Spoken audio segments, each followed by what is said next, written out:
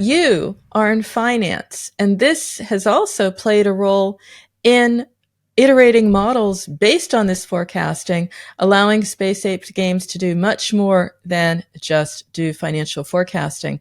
Tell me about that. Tell me about the role of forecasting in your latest game. It's not about killing a game, it's about making a killer game. In this case, it's Chrome Valley Customs. Absolutely. I'd love to talk about Chrome We Valley all Customs. do. We just covered it at Pocket Gamer. I mean, it's just massive. Congratulations, by the way. Yeah, it's doing extremely well. This question kind of reminds me of the common mistake that finance people make, and I make this mistake all the time, where we're so in the weeds when we look at forecasting of squeezing costs and like being negative around optimistic revenue forecasts and getting into the weed of things that don't really matter. Those things, don't get me wrong, are absolutely kind of important and fundamental to our job, but it's kind of taking this very small picture view. And so when you look at the big picture view and applying it to Chrome Valley Customs, we had a very data-driven team, like a very data-driven game lead from day one, was willing to let the data dictate when we would launch or kill a game. We had this opportunity to integrate an automated modeling, which really helped. But I think where there's true value is in pursuing a hit game, the fear is not that it will never launch. The fear is that we'll not kill it at the right time. The last thing any studio wants to be doing is investing time and money on a game that will never launch. And so one of the things we immediately took to heart in terms of what was core in our decision making was doing loads of testing, getting loads of KPIs, and making the decision as early as we possibly could. So what the automated forecasting tool was able to do was project very quickly how well that or how badly that game was doing. Every iteration kept getting better and better.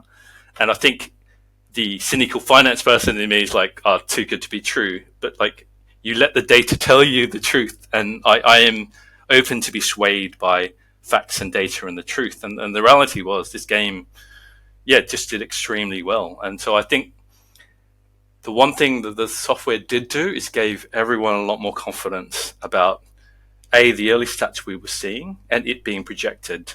And then at each step of the way, it's great when forecasts, come true. And in our case, using sort of the automated forecasting tool, it really helped give us that extra degree of confidence. Sure, we're manually recreating the same thing, but that was validating the model, and the model was then also projecting further out. And when I say further out, sort of 12 months, and I think it's reasonable to expect, based on the type of games we're making, an accurate view on 12 months anyway. So that for us was extremely kind of powerful thing. I think a second thing from a bigger picture perspective is it gives us investor confidence. Now, specifically to our game, it gave our management and Supercell a lot of confidence in the game. But just speaking more generally, like if you're a studio out there, if you're looking to raise 1 million or tens of millions, it doesn't really matter whether you have the skill set or not. This is a product that just creates investor confidence because you're using models coming out of the data feed on a daily basis, and it's just basic maths in terms of applying that sort of predictive modeling to your data. But I think the one important thing I would say, and it definitely helped us on our journey with Chrome Valley Customs, was to never forget the bigger picture around the true value that forecasting can provide to a company. Yeah, for forecasting won't make a great game. It doesn't make a game. Chrome Valley Customs would have been a fantastic game if regardless of forecasting. But what it does do is provide you the confidence to maximize the opportunity. If you know that we're going to make several millions a year, that means we can hire appropriately for that. Big issues that I see with a lot of games is like, okay, well, reluctant to hire too far ahead of the curve. Right? Like, okay, we've got this new game and things are going well, but we don't know how long that's going to sustain. And the problem is then it becomes a self-fulfilling prophecy, right? Okay, so now we don't have enough people to build content. And so it becomes a self-fulfilling prophecy, and the ability to more dynamically scale, because you've got the confidence to do that, is really important to capture that lightning in the bottle. And I feel like that's what SpaceApe did. John and Simon, basically they looked at this game and they went and they looked at the data and they went all in. I think that's starting to manifest itself now as, the game, it's on an amazing pace to deliver on the promise of the game.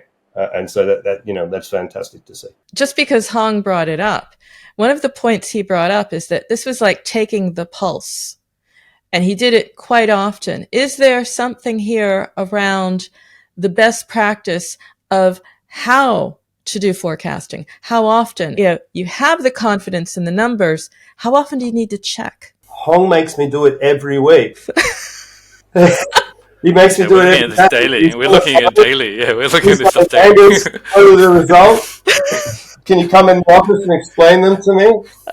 I mean, clients, you can't live with them or without them, really. I feel so bad agreeing with you so much, Angus, because I'd rather, I like the tension. I like the extra tension. At the end of the day, this is about maxing opportunity, and it's about giving confidence, right? What's our progress against the target? How are we tracking around that? Were our assumptions right? If our assumptions were wrong, how can we adjust and prevent the type of things? How do we course correct to make sure that we avoid the worst consequences of that, right? And the more regularly you can refresh and update, less chance that things can go wrong. It gives you more time to course correct. So a tangible example of that would be, hey, our LTVs aren't where we thought they would be, and therefore we need to reduce our marketing investment or increase our marketing investment, as the case may be. Because there's a sin in doing either, right? Like underinvesting or overinvesting. You need to create the scenario which is the best for your business. That's just one example of number one, the confidence to keep on plowing on, doing what you're doing, but two, to the canary in the coal mine, if you're constantly refreshing, to be able to course correct, right? You don't want to be waiting to the end of the quarter, particularly if you're publicly traded, right? Like in that event, to be like, okay, well, sorry guys, we're missing our targets, right? Yeah, I think one cool thing we're seeing is it's not just finance and analytics people looking at this stuff daily. It's like all the game teams, it's the founders, and to echo Angus's point, there's a classic two lenses where, hey, is there an opportunity we're missing and it could be bigger? Or secondly, is something going wrong and can we just identify and course correct? So it's great having everyone look at this stuff on a daily basis, really. It's quite refreshing. Is that the way you figured it would go, Angus? Because, it was about finance first, but confidence is what you need to make a better game. It's what you need to think about marketing, UA budgets, retention, keeping the content fresh. That's what I am, Peggy. I'm a confidence man.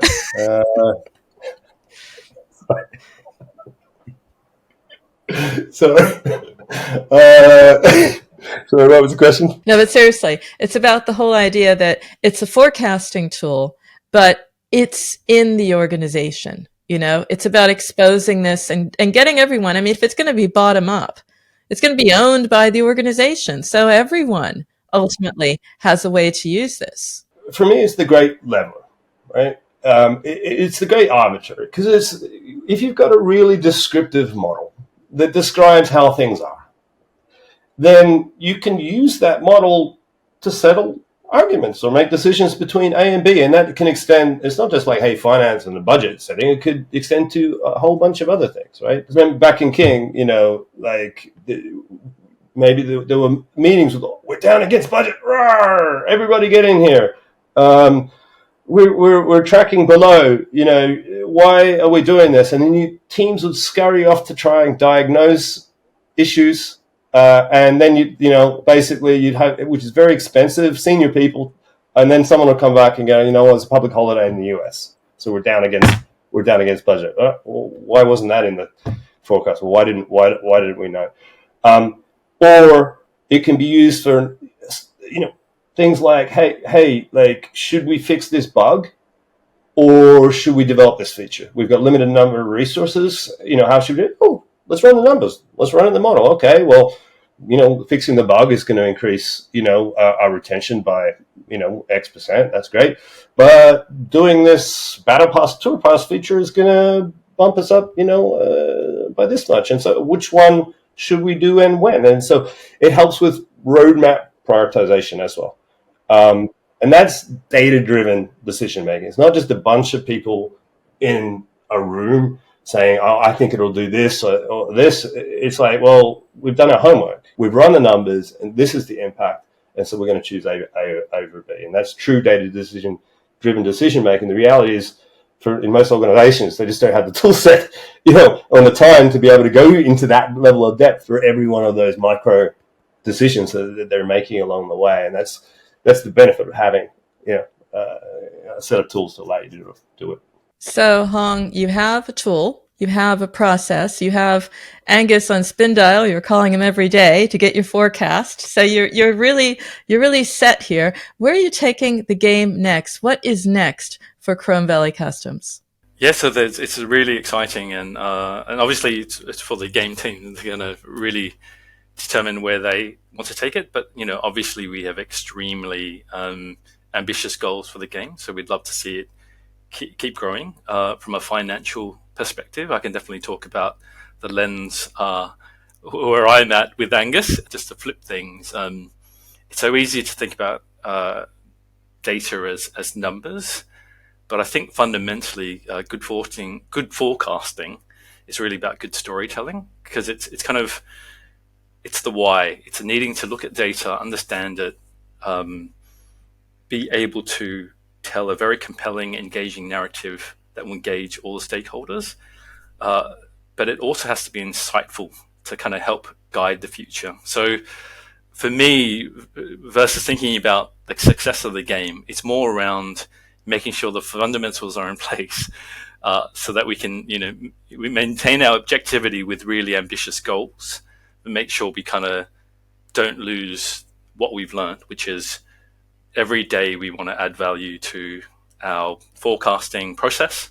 And a big part of that is the storytelling and engagement with the rest of the company, which is very easily forgotten as, sure, Angus has covered great fundamentals and process, but there's that human element aspect of, I feel like any good finance FP&A team and any good forecasting is also combined with great communications by the finance team in collaboration with all the other teams and all the other stakeholders. So for me, the emphasis is around getting that storytelling. And by that, it's really, this is what the numbers are telling us, good or bad. How do I present this in a compelling way so people will listen, even if it's kind of course correction? Because I want that urgency around, we could be better. Like, even if it's missing an opportunity and suddenly you've lost millions, like, that's really upsetting for me. So it's a combination of chasing opportunities and course correcting, but engaging everyone with hopefully the right narrative around why they're seeing this data. Angus, you're hearing a lot about what, through Hong, but also probably through many others, about like what the future of forecasting needs to be. I'm hearing from him, it'd be great if we could extract the story around the data. Maybe that's a human skill. Maybe it's something where AI can co-create. Talk to me about the future of forecasting, maybe not what's next on your roadmap, but what has to be next in order to make forecasting what it is, which is the centerpiece of a successful games company. There's a chart out there. It's like the evolution of analytics. Basically, you move from, say, diagnostic analytics, where it's just like, okay, well, here are our numbers. This is potentially what the issues are, into something which is more prescriptive. So here are the issues, and here's what you can do about it, right? And that's the really powerful thing. So a combination of, we've got this, the foundation of this is a model. You need a descriptive model which is working, but then having some sort of AI which is interpreting that into meaningful action. So imagine a report that comes in your box, every morning. Instead of just, are the numbers up and down? Here's why they are up and down. Public holiday in the US, or installs in the US have dropped, or this, that, the other. So analyze also a bit of anomaly detection.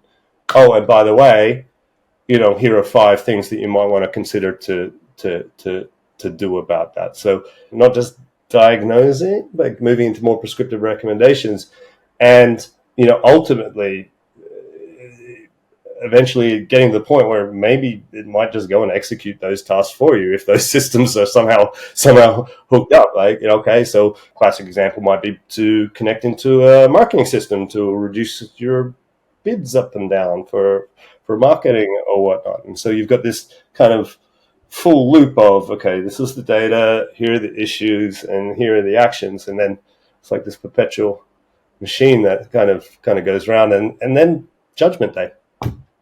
So